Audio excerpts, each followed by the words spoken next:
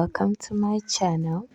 This is Pink Healing Channel, also aka a podcast kind of vibe or kind of situation.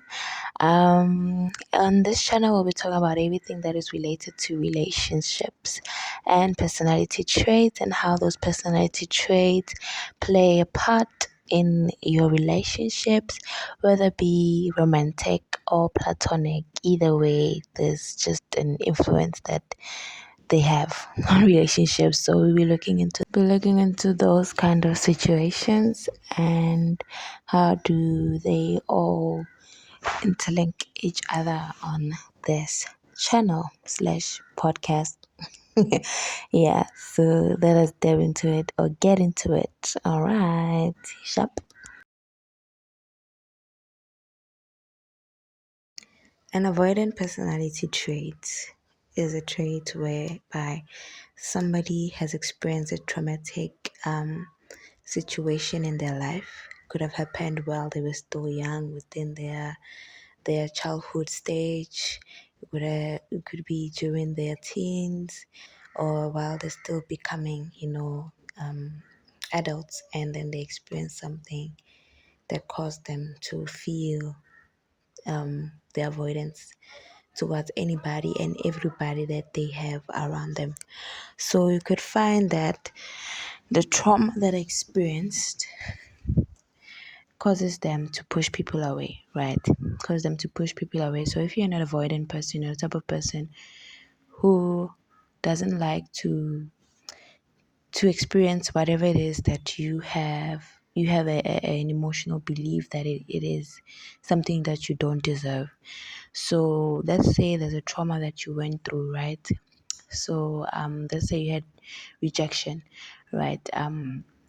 When I was young, I used to be rejected a lot in my teen years. So we find that nobody really asked me out. Nobody really like wanted me to be like their date and stuff like that. So that felt like a rejection to me, that okay, no guy would wanna date me, and it made me feel like okay, so I shouldn't let anybody close to me because nobody wants to be with me. And then you start building up a resistance towards anything that is contrary to that. And sometimes avoidant people, they come across as cold, because they don't want to feel anything or they don't want to express anything. But it's because they don't trust to express whatever that they feel towards anybody, because they feel like, if I do express myself, I won't be validated like I wanted to before in the past, and then you find that they become very cold and they become people who always want to do things by themselves and for themselves, not in a selfish manner. Some, they end up becoming selfish because they're taking care of themselves too much, and in others they become unintentionally focusing more on themselves because they feel like no one can take care of me. I will take care of me because no one has before in the past. So it's a trauma. It's a trauma from rejection, and could be rejection from parents, whereby you find that your parents were either bebengakufuni usawumntana, or ukhona leyo parent leyo ehlezi nje ingakufuni nje njalo ihlezi kubonisa nje ukuthi yabona lo angimthandi nje as my child.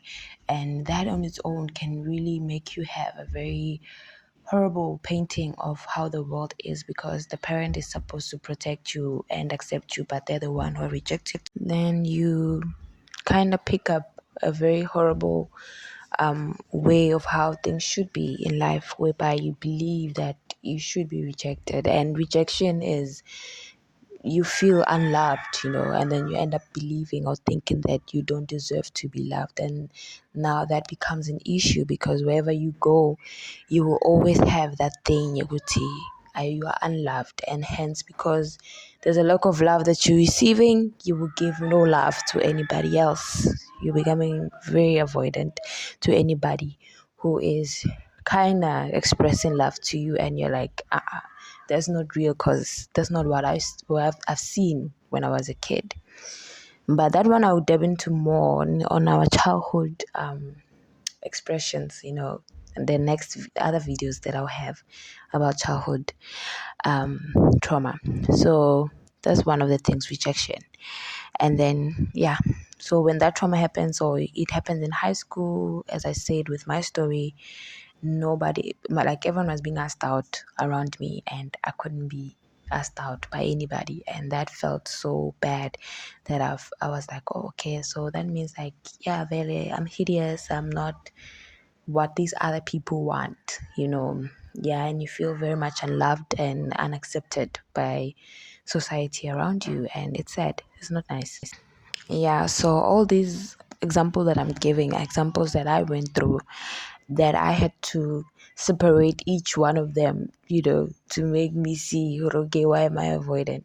So the another one was bullying. So when I was growing up, other than being rejected, was part of the reason why I thought I was being rejected, was because I grew up very, very plump. I was obese in my teen years. Like within my teen years, being 13, I was already obese at 13 years of age, and it was something that I never really realized, Gucci, like there was in any form of obesity and stuff like that, because I was always inside the house. So you go out,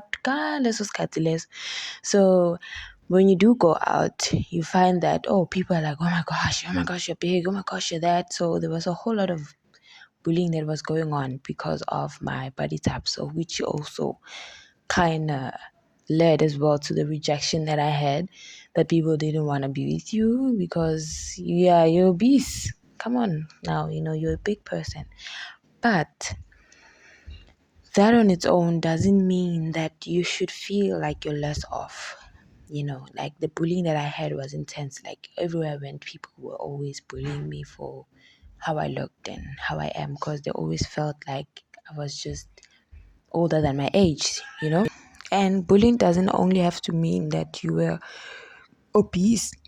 All of us, we have those things that when we were growing up, we're not quite gorgeous about ourselves. You can mean that you can literally be beautiful, but there was something that they were bullying you for, and therefore you felt like it caused a trauma within you emotionally, that you know that thing, you don't deserve anything that is good, contrary to what they were saying, because they were said it so much that you accepted it as truth, which was not real. Because all of us, when we are still growing to adults, we change a lot. Whatever that they were saying was a horrible thing, you could grow up and actually be a beautiful thing. There was a trend on TikTok whereby there was a thread where somebody was saying, what is this thing that you were bullied for, and now it's like a cool thing, like it's in and stuff like that. So everyone was kind of mentioning all the things that they were set against when they were still in school. So yeah, bullying plays a role as well in you feeling avoidant, because you feel like people, when they come to you, contrary to whatever it is that you were bullied for, meaning that if someone says, oh wow, my goodness, I love your weight, like you're so pretty, you deflect the compliment, because you feel like this person cannot be selling the truth, because other people have been saying something different, and so you kind of as well adapt to how you're going to cope with the idea of being bullied, you understand? So you build up a wall, you understand? You don't let people in, so you become avoidant. So yeah, then another point other than bullying and rejection is abandonment. You find that you become abandoned a lot. You love somebody and then they leave somehow. They just leave without no reason. You care about somebody now chooses somebody else over you. You give your all to somebody, or you cared a lot for somebody, and then they care for other people more than you, and it's like now you're going through a situation whereby in a way you're emotionally being betrayed, and so hence you have these abandonment issues that you feel like everybody that you're going to care about is just going to leave. Maybe your parent left and they never came back. Maybe someone who you were very close to, that you were expecting that they will come back, they just didn't come back. Maybe someone that you never thought was gonna go away, like they leave and they never come back. They don't even look back. They don't even check if you're breathing. They just disappear. and they never even showed who they cared. All of those things, they do cause you to have abandonment issues, where you feel like, I can't completely love this person, I can't completely be with this person, I can't completely commit to this person because they're gonna leave. And it puts you as well in a position whereby when the person kind of expresses that they are around and they're trying to unwrap you emotionally, you feel like, I don't want to be unwrapped by this person. You don't want them to really enter into your heart. So it's kind of like they're in the premises, outside the premises of your heart, but they're not inside your heart, because you feel like, I can't let them in. It's like they're around you, you're okay with them being around you, but you don't want to let them in, in those terms when they talk about that, about emotionally letting somebody in, because you feel like, at some point they're gonna leave, because it has happened so much that you're so used to it that you're like, okay, anybody else, they're gonna leave. That's a traumatic experience that you need to deal with, because not everybody's gonna leave. Not everybody's seasonal. Not everybody's for a moment. There are people who are there for life, and sometimes you self-sabotage because you're expecting them to walk away or to leave, because you've always been in the position of having them leave, people who are close to you, or having the threat of people around you leave that you loved so much. So the fourth trait is actually suffering loss. You know, really, you suffered loss emotionally, emotional loss. You might have lost somebody through abandonment, or you lost somebody that they actually died, or somebody betrayed you, like khona umuntu wathatha umuntu wakho, so you lost that person. Like, there's a loss that did happen emotionally that you had with somebody, and ever since then, like, that loss has never left you, and then you feel like, I can't be with somebody else because of that loss. So in a way, it's like you're grieving, your heart is grieving. It's like uzilile for what you don't have with you. And usually when that happens, it's because you were genuine with that person, and somehow, like, the loss just happened, when you talk about umjolo wise. But sometimes it might be guti, like, your time with that person was just not enough for you to be happy and say that they're still there with you. So the loss did happen. So I have a quote here that says, a person with a big heart and will suffer the most grief, right? And to the measure that you give is the measure that you receive. So when you're a big-hearted person, when you feel lost, you feel it in a greater way. And an avoidant personality trait is someone with a big heart broken. Someone with a big heart broken. With that being said, I would say that an avoidant person is a person with a big heart hurt, right? So they are trying to cope in life, to navigate life without having to feel the pain of going through the trauma that they had before, because being avoidant is a result of trauma, emotional trauma that you went through from the points that I did explain.